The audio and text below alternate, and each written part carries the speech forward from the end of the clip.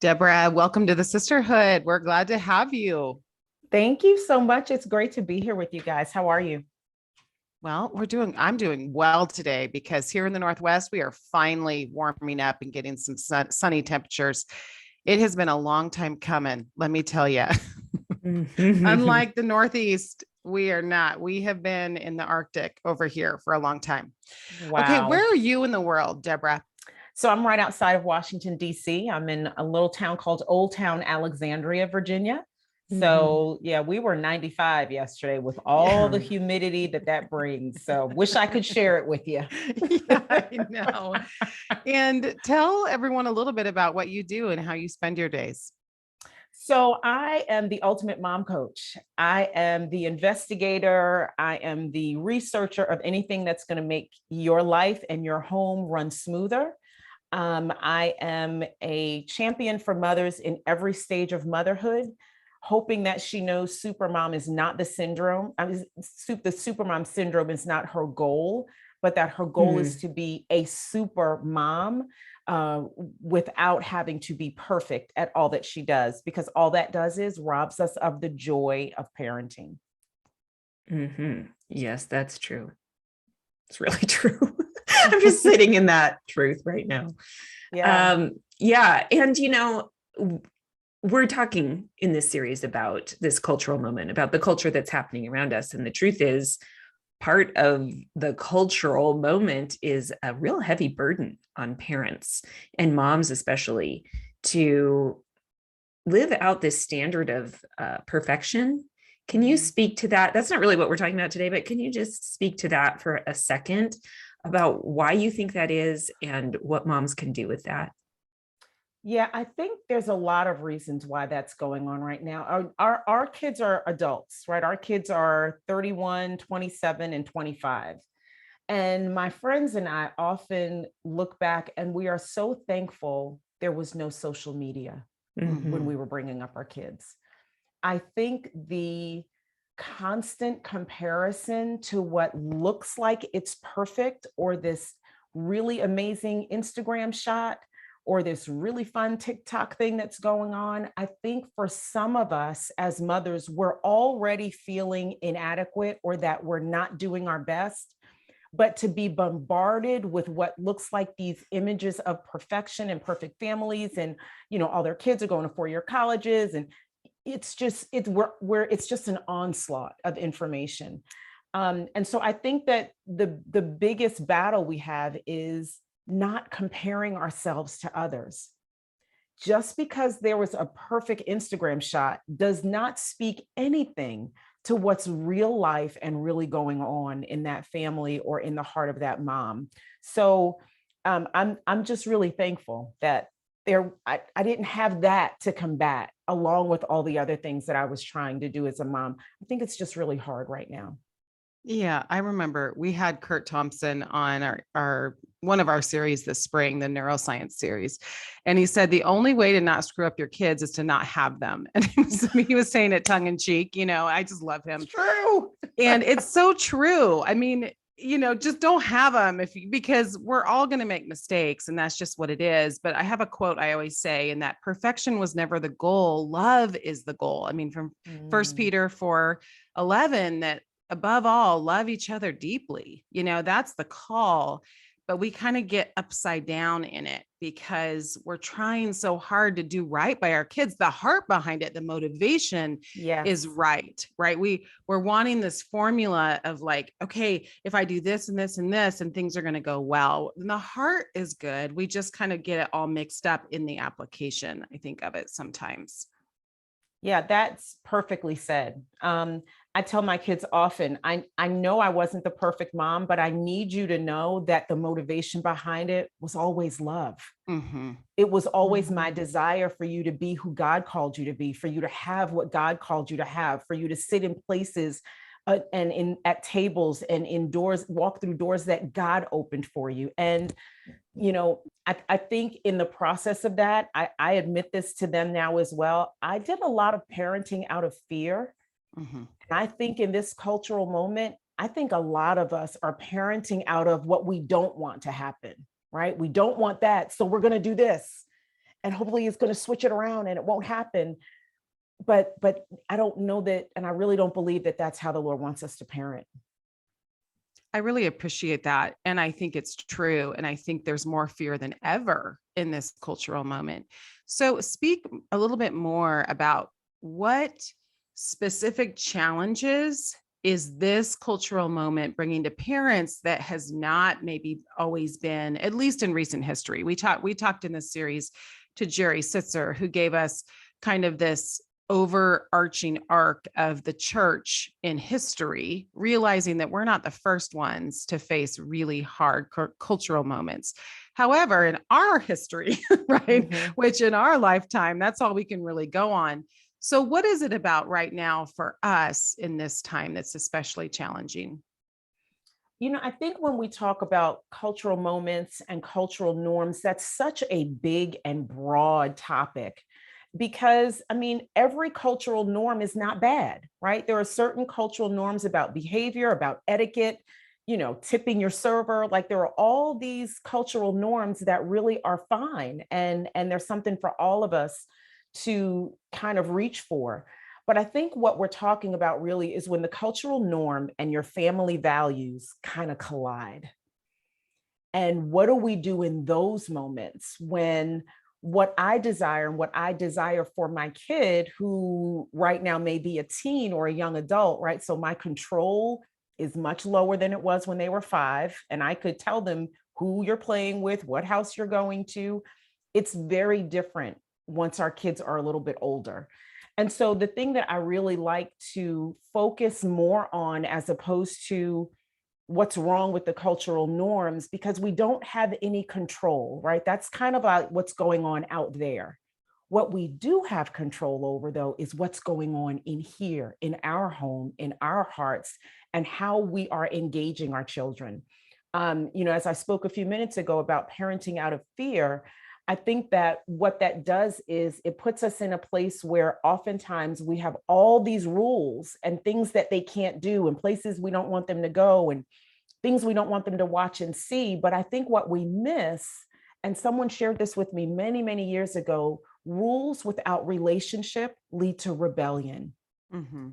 So I think if we focused a little bit more about the connection we have with our children, about creating and having spaces and places in your family around your dinner table where they can actually disagree with you, where they can actually tell you, I'm struggling with this Christian thing. Like, I don't really even know that I believe it. If one of my kids had actually said that out their mouths, I would have gotten the holy water or the oil and been slinging it all over the place, because that's what we're afraid of, right? That's the thing we don't want. But here's the problem. If we're not the ones walking them and talking them through that, who is? And that's where the danger and the control. Yeah, absolutely. Absolutely. So yes, there are many cultural norms that may clash with our family values, our Christian values, our personal beliefs at any given moment.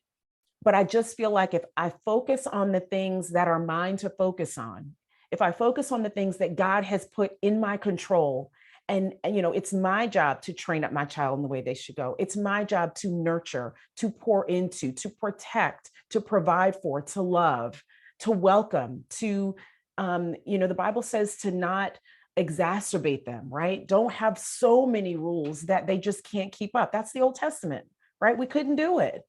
But many times, because we're parenting out of fear, there are all these rules that the kids have to abide by. They can't do it.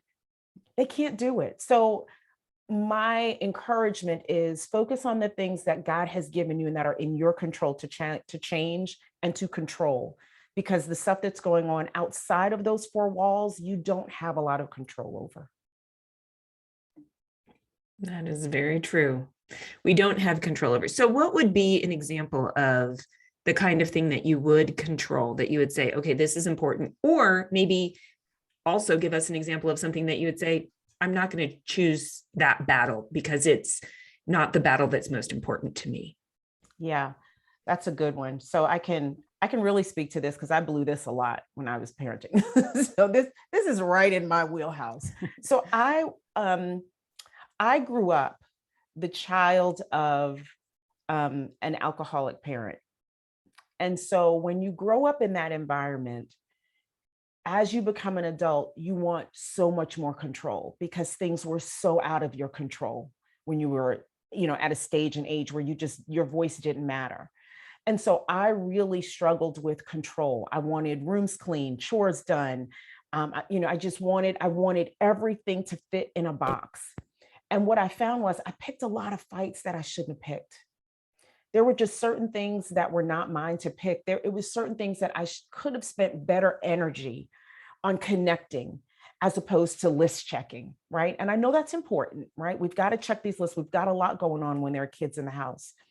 But as I look back, I was a really intense parent because a lot of that was being done out of fear.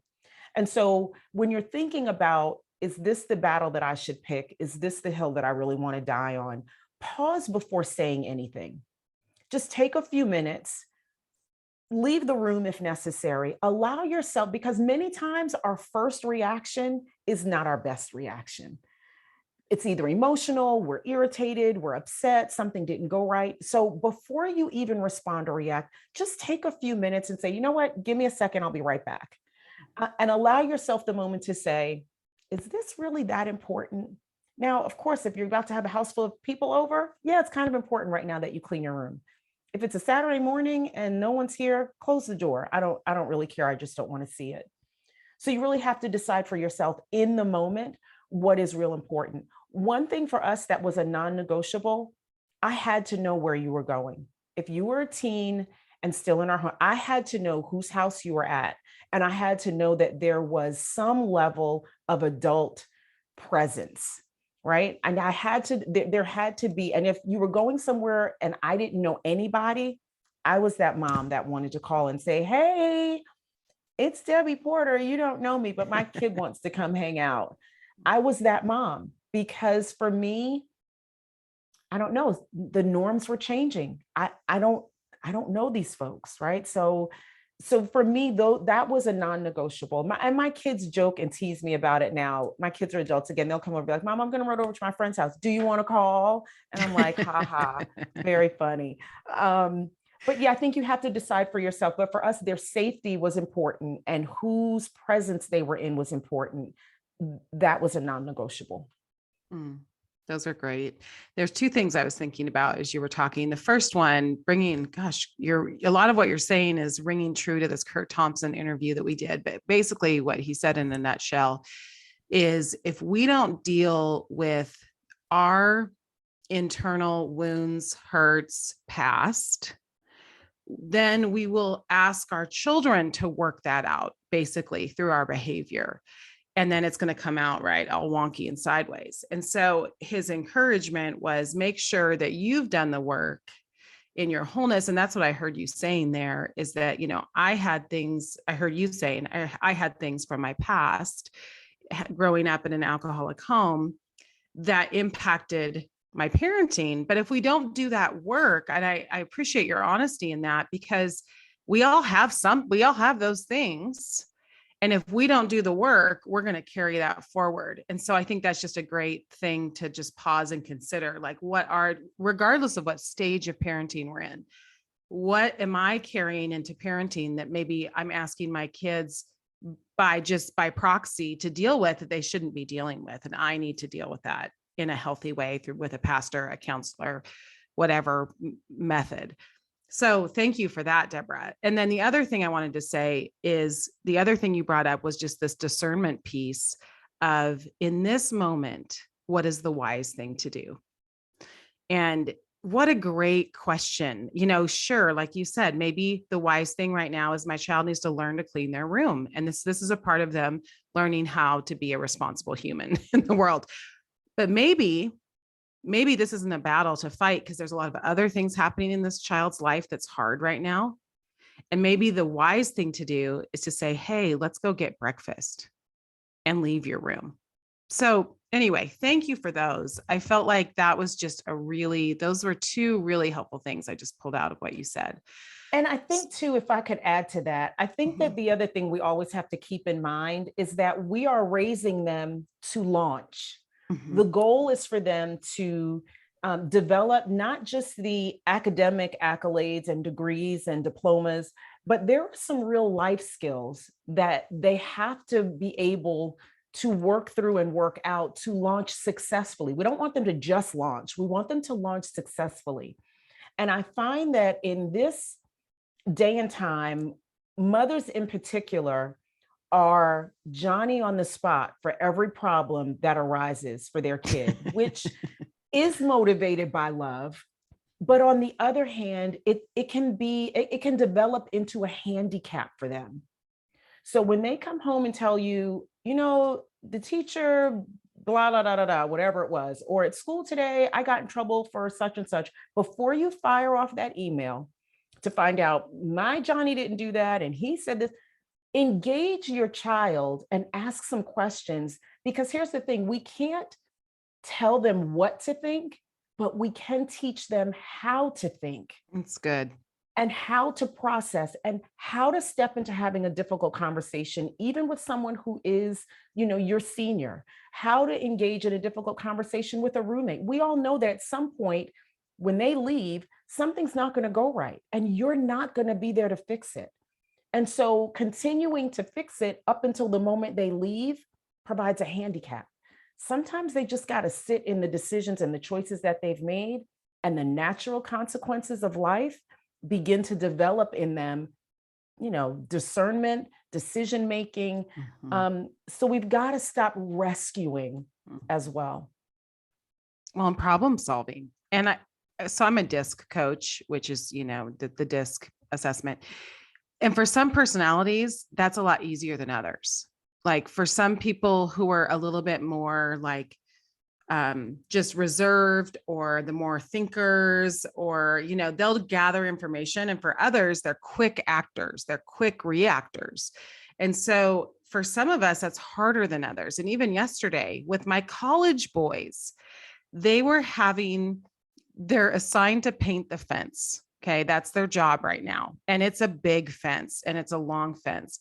And they were really arguing about what the best way was, because one wants to get a sprayer, but then that comes out of their income for painting it and the other doesn't. And it's going to take 400,000 times longer. And they were having this major, and it is true. Like I found myself wanting so badly to jump in and solve the problem because I didn't like the conflict they were having over it. Right. So it's so true at all ages. It's actually my discomfort with their conflict that's causing me to jump in, as opposed to this is good for them. They're learning to problem solve a big, big job that they've got to get done together. And that's, so even looking at our own motivation of why am I jumping in right now? Because I'm uncomfortable. Yeah, this leads us to, I think, hard conversations that we have with our older kids about those cultural norms that clash with our family values, or at least with our values as parents. And I think this is where a lot of moms pushed play on this episode, because they want help with how do I navigate and not jump in and not speak out of emotion. You already gave us one practical of like, give me a minute, I'm going to step away, I'm going to come back.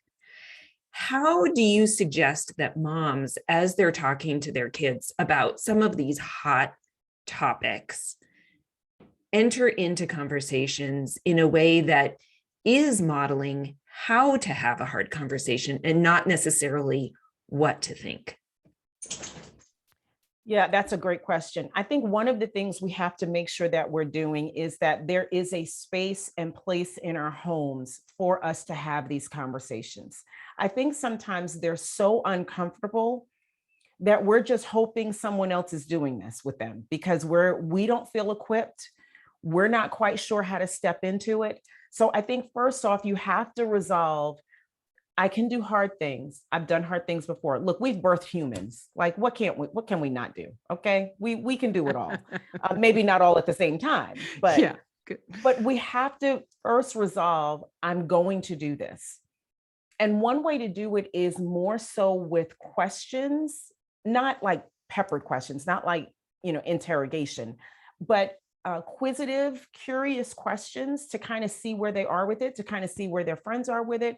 If, obviously, if this is a teenager or an older child we're talking about, it's okay to have the news on to be able to say, oh my gosh, what do you think about that? That's really something. What are your thoughts around it? But engaging them in conversation so that they don't feel like, I know I don't think about this the same way my parents do, and I don't feel like getting into it, so I'm just not going to say anything. So there's got to be this space for them to feel like they can engage and they can be honest about how they feel about it. The other thing that I would say is for us is that we have to realize that, we're doing the best we can with what we know at the moment. I would tell my kids, I reserve the right to get smarter later, but in the moment, yes. right now, this is what I think the thing is that we're going to do. It hopefully it works out best, but this is with all the information I have right now. Yeah, I can give you a yes on that. Or with everything that I know right now, or the lack of what I don't know, I'm going to have to settle on a no for that one. So, and I think one thing that I didn't grow up in an era where adults readily apologize to kids. That just didn't happen a whole lot. But I think that if we're wanting our children to be people that can take responsibility for their actions, people who are empathetic towards others, I think that we have to model some of that. And so I think that when we've made a mistake, or when we've been wrong, or when we look back and think, oh, I kind of overreacted, I think it's important that we tell them that, because it makes us more human. It makes us more approachable. It makes us, it's a place where we can relate. It's a place where we can, we're all wrong at some point. I'm just not telling you to apologize to your brother. I'm willing to apologize to you too if I make a mistake or do something that's kind of out of pocket. So allowing ourselves to be a little bit more vulnerable with our children than maybe our parents or generations before us were, I think it gives them a little bit of a kind of like behind the curtain view of how we're really trying to do the best we can. And I think especially with teenagers and young adults, we've got to be able to give them more backstory. It can't just be because I said so. Like, that's just not going to work. Yeah. And there's so much in there that's so good, Deborah, that you said. And I love that, just modeling humility. Like when I think about what you just said, it's really, man, if all of us can just stay in that place of humility before God and then before each other, we are all just going to be able to navigate this world and our relationships so much differently and better. So, amen to that. And also, I want to encourage parents. I'd love to know how you would say this, Deborah, but just this whole idea that sometimes it's uncomfortable, and to go ahead and say, or maybe someone struggles with their tone of like, I don't know even how to ask you this question, but I really want to talk to you about it. And I know I seem a little awkward even saying this, but I just want to ask you, where are you with this? How are you doing with this? And even acknowledging maybe the awkward in it. How would you approach that for a parent who feels like, well, first of all, we've never talked about this before. Secondly, I know my tone and my words are weird when it's coming out. I mean, how would you coach that parent? I think, so I'm a big fan of 5 love languages. I just think that it's a great way, not just to engage with our spouse, but with people. And so I think, first of all, to know your child's love language is helpful, because you want to speak to them and engage with them, and provide them with love in a way that they're going to receive. So knowing that, being able to communicate love to them in a way that allows them to open up more. I find that when our kids are not just knowing that we love them, but really feeling it and receiving it, I feel like they're a little bit more open, right? So for one of my sons, it was quality time. I mean, it could literally be just out on the driveway playing horse, at the basketball net. So I knew that if I put in the time to do those kinds of things, I knew he was going to be a little bit more open in those moments to have conversations. So literally, as we're shooting the ball, I'm like, so how'd it go the other day? You were telling me you had this real issue with so-and-so, or I want to ask you something. I don't know if I'm using the right word because I'm not really hip and cool anymore, but what's going on with this? Or what are you thinking about that? So I think the goal really is to step into their world instead of them requiring to stop what they're doing and step into ours. And sometimes that may mean, realizing and recognizing they're just having this is a hard moment right now. This isn't the time to do that. Or letting them know, look, I'd love to have some one-on-one time with you. Can you fit me in your schedule this week? Because many times they're working, they're in school, they may be doing extracurriculars. So respect them as a person, as opposed to, we need to talk about this right now. You're not going to get a great result in that moment. Yeah, that discernment piece again, just being able to discern. But what about the parent who's like, this is just too hard to talk about, and I just don't know that I can. Like, I don't know if I can broach this subject. It just feels too hard, too uncomfortable. I heard you say a minute ago, we can do hard things. And that's actually one of our family mottos. But it is hard sometimes to make yourself go to places you're really uncomfortable going. So how do you cross that barrier? Well, one, you rehearse it. So I encourage the moms that I work with, listen, if you need to stand in the mirror and rehearse what it is you're going to say to the point that you can get comfortable with it, because if you're uncomfortable, they're going to be uncomfortable. If you're kind of awkward with it, they're going to be a little awkward with it. So kind of rehearse how you want that to sound. If you've got a really good girlfriend, if you've got a life coach or a mom coach or someone you're working with, take the time to role play that out. I can't tell you how many times I've done that with moms. They're like, well, I've got to have this conversation. I don't even know how this is going to go. And I'm like, great, let's do it. Let's do it. And they're like, right now? And I'm like, yeah, let's do it. Let's go. Let's just go through it. How would you start it? How do you think that's going to sound? Okay, now let's flip it. Let's try it another way. So it's a difficult thing to try to work through alone. And so you're going to have to choose someone to be vulnerable enough with to say, look, I'm going to have to broach this. And I'm not quite sure how I want to start it. I'm not quite sure where, if it goes this way, I'm not sure what to say. If it goes this way, I'm really going to be, uncomfortable. So you've got to find somebody that you trust, that you can be vulnerable with. And we can't minimize or underestimate or assume the amount of prayer that needs to go into it before you do it. Listen, the Holy Spirit is already on the job. He's so aware of what's going on that if we choose to do this in and of our own strength, more than likely it's going to be an epic fail. And then we're going to blame ourselves. And so the goal really is to try to get as many successes in it as possible.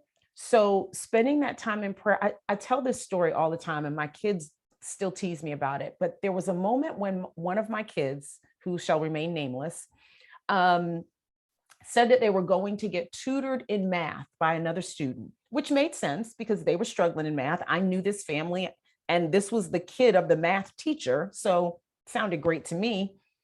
So whenever I change sheets, whatever kid's bed I'm changing, they got a little extra prayer time at that moment. So I'm praying for this kid, and I'm telling you, as clear as day, and I'm not one of those women that says, oh, the Lord told me this, the Lord told me that. Yeah. But as clear as day in that moment, the Lord said, he is not at that kid's house. And I'm like, okay.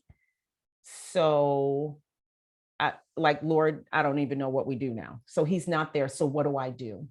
And the Lord said to me, go get him. Dilemma. I don't know where he is, Jesus. Right. Don't know where he is. I grab my keys, I grab my purse, I get in my car. First house I show up at, that's his car's in front. It's not the kid, it's not the math teacher's son. And so I'm like, okay, now I'm mad because now you've not told me the truth. And so I was like, but you know what? Maybe he left a book. Maybe this is innocent. I'm just going to call him and see how everything's going. So I call, how's the tutoring going? This one says, going great, Mom. And I said, you know what? You're not telling the truth because I'm sitting outside of the other kid's house. Your car is here. Meet me at home in 10 minutes. And the lesson in that for him was not that God is going to tell me every single thing that you're doing, but the stuff I need to know. If I pause, if I listen to him, if I rely on him, the stuff I need to know, I'm going to know. And it was as much a lesson for him, I think it was for me. And again, this is something else my kids tease me about. Remember that time the Holy Spirit ratted you out? That's kind of how this goes down at Thanksgiving.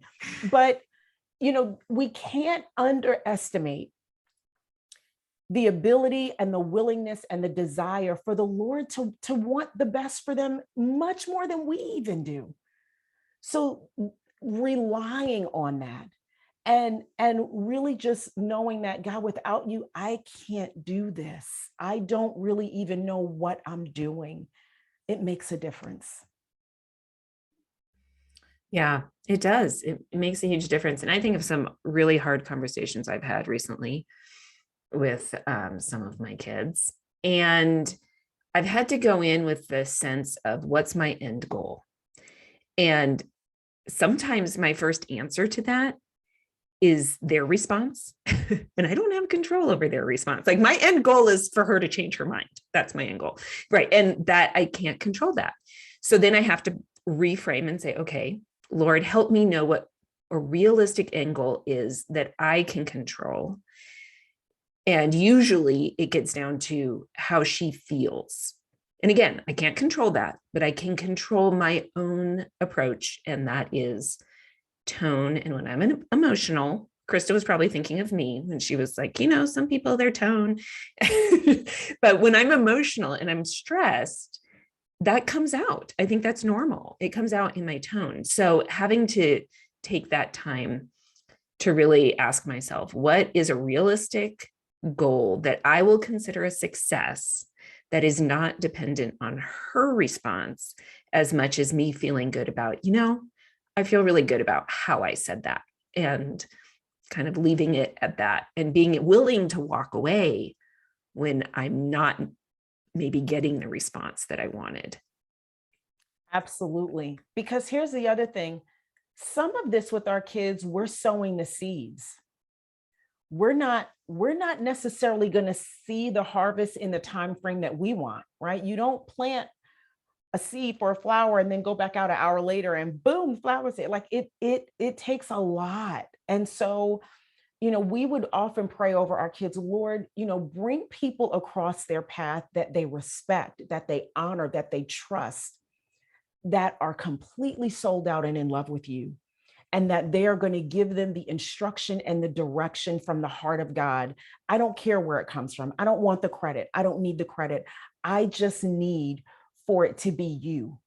I need for them to be aware of, what it is that you have for them, and let them wrestle it out, that versus the thing that they want, whether it's a relationship or a job or a party they want to go to, like whatever it is. We would pray, Lord, let people, some of their closest friends just get radically saved for you, just completely sold out for you. Because I understand that although my voice matters, I know that in different seasons of their life, there are other voices that matter to them too. And I always feel like as parents, we're almost like battling it out to be the loudest voice. So then we start yelling, but that doesn't help. So, being able to not be super attached to the end result, meaning I don't need to be the one that watered that last time and then the flower bloomed. That doesn't need to be me, God. I just need to know that the seeds I'm planting are being properly watered as they're moving about their lives, because as they get older, they're with us less and less. So where they are in the environments they are in really do matter.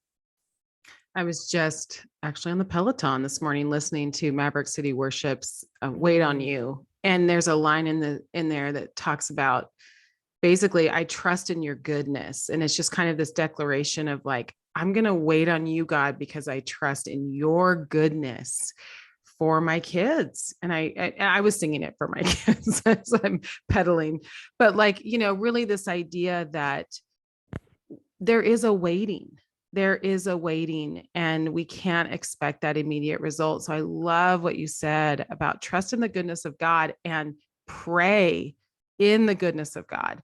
over them, their friends, the people they come in contact with, who they're working for, their boss in the summer, whoever it is. So that's so helpful. Well, Yeah. Deborah, as we close out today, what are kind of, regardless of the shifting sands of time and culture, what are some of those principles that work no matter what, and that are kind of in season, regardless of where we're at in our cultural moment? Yeah, we've touched on them some, but I call them the 3 Ps, and it's pausing, praying, and preparing to love. We want our kids to know that no matter what, there's always a path back, because that's what Jesus does for us. There's nothing that I can do that Jesus will look at me and go, yeah, that was it. I'm just done with you. It's a wrap. But I think oftentimes we wear our children's offenses or mistakes as shame, like somehow we did something wrong. But here's the thing, they're going to have their own testimony. I had a girlfriend tell me this in a really rough spot. His testimony's not going to look like yours. Her testimony's not going to look like yours. They're going to have their own thing that God came and literally, their own miry clay that God literally picked them out of and placed them on solid ground. It's not going to look like yours. And you cannot usurp it. You cannot run to their rescue. You cannot choose to show up as the Holy Spirit in their lives. So pause, pray, and prepare to love no matter what. And I know that's not always an easy thing. I know there may be people listening that are like, but you don't know what this kid has put us through. You don't know what it's been like. I hear you. I feel your heartbeat right now. But how does Jesus respond? In all of our mistakes, in all of the ways we've disappointed him, in every way that we've overlooked him, forgotten him, he's still there saying, come on back. The father of the prodigal son, he's looking every day. He's walking, he's looking. Where is he? Is it today? Is he coming today? Be that parent. So I think no matter what, pause. Don't let your first reaction be the one that you lead with. Pray fervently and prepare to love no matter what. Wow. I really, really love those.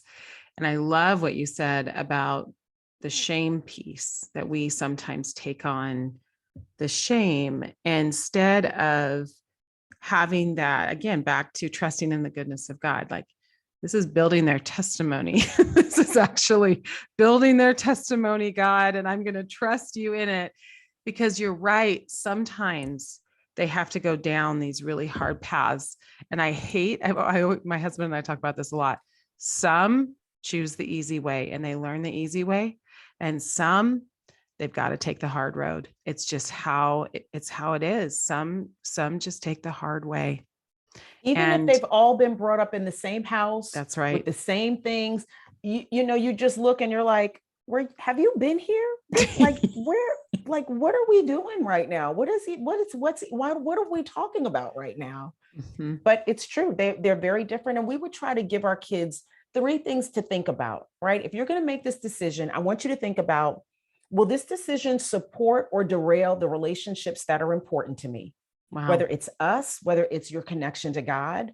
The other is, actually it was 2. The other is, will it help me grow mentally, spiritually, and emotionally? And if the answer to any one of those is no, is this a thing for you? And every no isn't final. Maybe this no is a not now or a not yet. I remember our kids, one of them in particular was, so desperately wanted a girlfriend, right? He so wanted this girlfriend. And I'm thinking, you can't find your shoes in the morning. How in the world is this going to work? Like, you're not ready. Emotionally, you're just not even in a place to commit to any kind of one-on-one relationship like that. So giving them a couple of things that they can use or ask themselves or do when we're not there, because again, the older they get, the less they're with us. Couple of things they can kind of hold on to and really say, okay, is this going to help me or harm me in the long run? they still may not make the decision we want, but at least we've given them some things to think about on how to think through a situation instead of what to think about the situation. Well, so good too, because maybe in that situation, they won't make the decision you want, but then the next time they ask it, they might. So they're going to grow. And we don't, again, getting back to our initial conversation, perfection is not the goal. So in us as moms or in them as kids. And that, yeah, they're going to make some mistakes and they're going to answer that question the wrong way sometimes, but give them the freedom to grow too. And I'm preaching to myself right now, but give them the freedom to make those mistakes and then to ask the question the next time and to actually make a positive choice in the direction they want to go. It's true. And it's heart-wrenching. I just one quick story. I remember when our oldest was heading for college. And I remember the week leading up to that, just sitting in bed and almost agonizing over what didn't I tell her? What didn't I teach her? What lesson did I not forget? And my husband finally rolled over one night and he said, listen, we've done everything we know to do. God makes up the difference. He knows the stuff we didn't even know to broach with her. He knows the things that she's not even spoken out of her mouth that she's battling in her mind. He knows things that we don't know. We have to trust that God makes up the difference and he meets us every place that we have forgotten or we've missed, because faith over fear is how this thing is done. Faith over fear is how this thing is done. We're just going to end with a period on that. That is so good. Gosh, Deborah, I love everything you've said today. Thank you so much for sharing your wisdom with us. Thank you guys for having me. I'm so glad we have this connection. And if people want to find out more about you, how can they do that? Couple ways. I'm on Instagram as Mom Coach Deborah, and I've got a bunch of freebie mom helping kind of things over on the website, which is deborahporter.net. Just go to, it either says freebies or free stuff, but there's some videos there. There's some handouts. There's some tips and some strategies, but just go over and help yourself. And then lastly, if you really need someone to just kind of talk through some of this with, you can kind of set up a time for us to talk. That's free, doesn't cost anything as well. But you can set that up too if you'd like to do that. I love it. Well, thank you so much, Deborah. And we hope to have you back on in the future. Thank you. It's so good to be with you guys. Bye. Bye.